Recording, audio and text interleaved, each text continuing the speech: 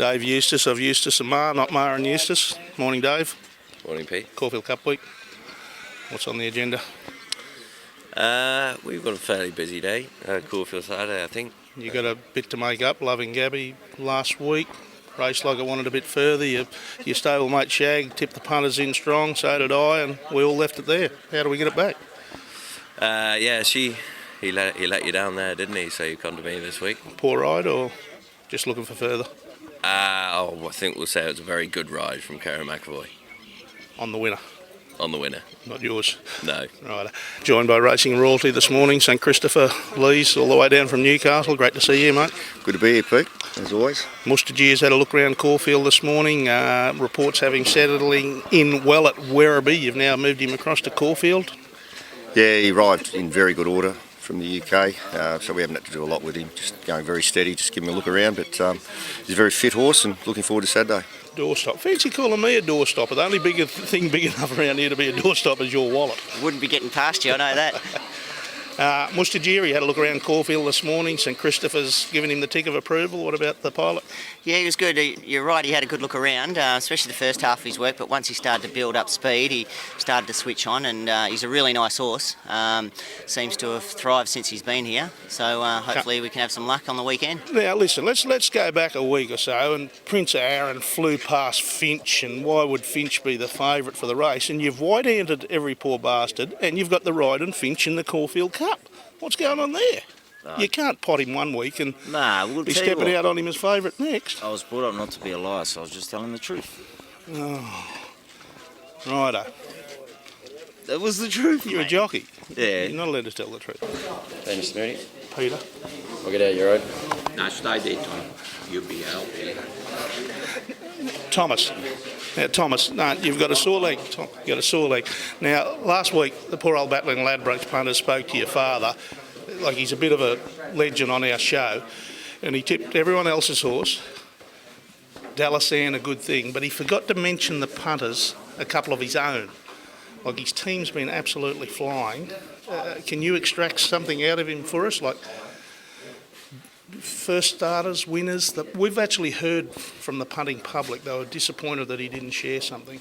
Have you found anything? No, I don't think. If you're not going to have any luck getting anything out of him, I'm 1,000,000 to 1. You want me to take my helmet off? Have a look at that. How much is that worth? 3K. 3K? That was when you bought it, 30 years ago. Maybe. Excuses?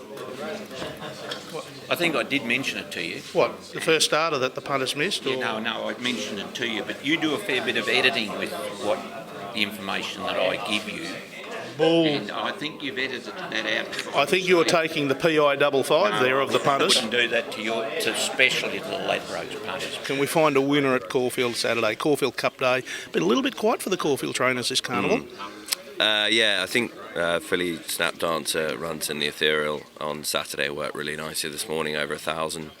Mark had a sit in there and thought it was pretty strong work. It's only looked that way to the eye, so she'll relish to step up and trip. What are you doing at Caulfield? You're white-hatting someone. You've found something here at Caulfield. You've travelled hundreds of miles to be here. What's going on? Have phone call, we'll travel. All jokes aside, look, my manager said I got your ride in the Caulfield Cup, won at Glenda Markwell, so jumped to the occasion. The horse is staying at Graham Baggs. The horse in question is Angel of Truth, the ATC Derby winner. So we're not talking about a.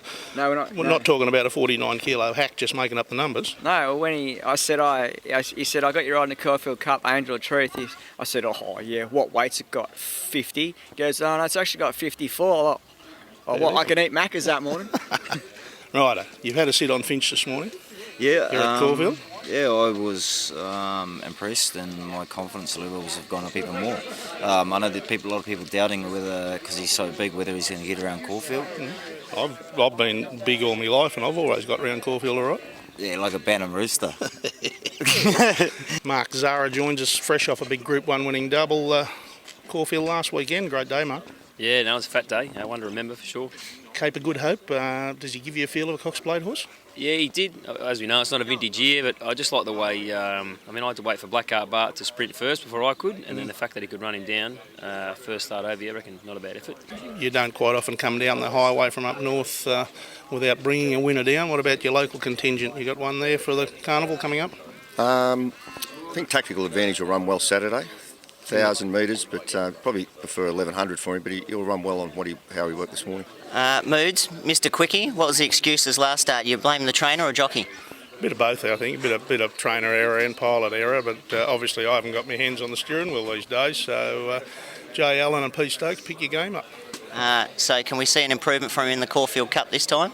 Well, let's hope there's a bit more tempo in the Caulfield Cup. It was a walk, trot and canter in the Turnbull, as you probably agreed. Did you ever ride in that race? I did, yeah. They did go really slow, yeah. Mate, you've got to give us something. You can't just be known as the good bloke of the Caulfield Tower and not deliver anything.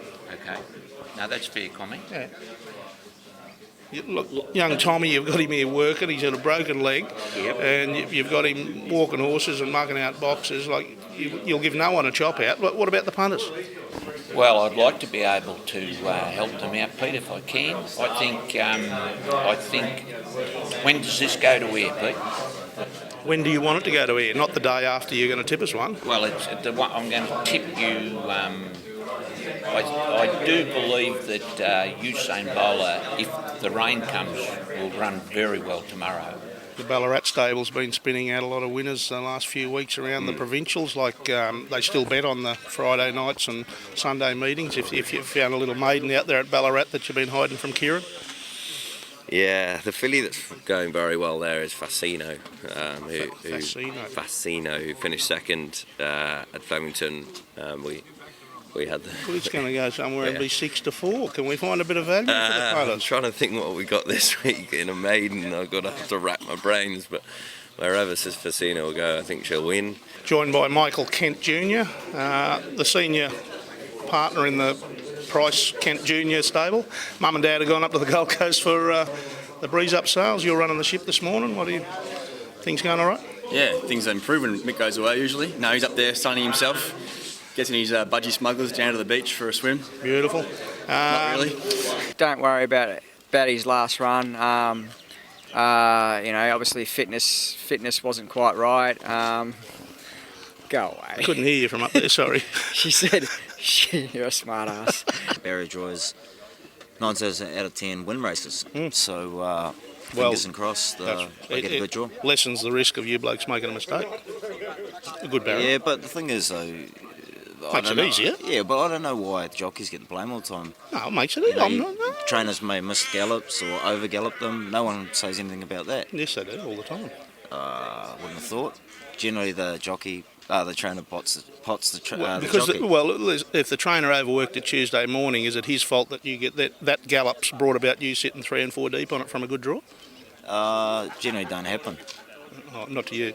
No. Crone resumes on Saturday?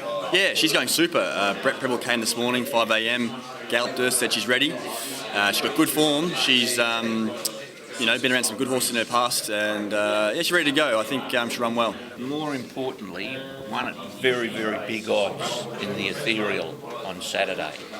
Was called Song Brocade.